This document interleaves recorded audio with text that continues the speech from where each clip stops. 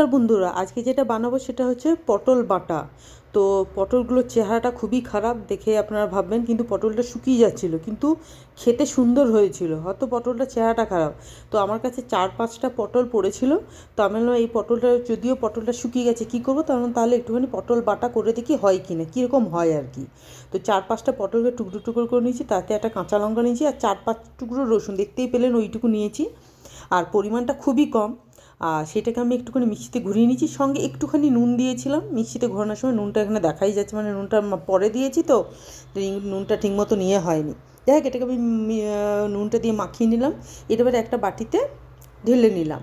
তো আপনারা এটা বাড়িতে বানিয়ে দেখবেন, সবসময় মানে জিনিসটা সত্যি বলছি খেতে খুব সুন্দর হয়েছে। আর এটা আমি আজকেই করেছি, আজকেই বানিয়েছি লাঞ্চে।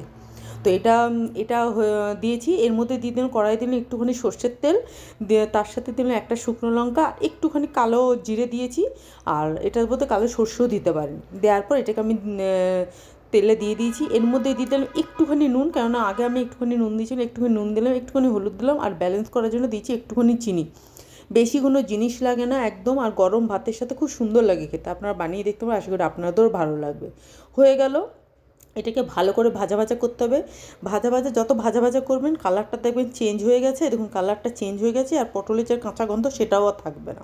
তো আমার তৈরি হয়ে গেল পটল আর কি, কি বলবো এটাকে, পটল বাটা, যেটা হচ্ছে পটল বাটা। পটলটাকে আমি বেটেছি। তো এটা আপনারা বাড়িতে ট্রাই করে দেখতে পারেন, আশা করি আপনাদেরও ভালো লাগবে। প্লিজ সবাই ভালো থাকবেন। আসবো নতুন কোনো ভিডিও নিয়ে। টাটা।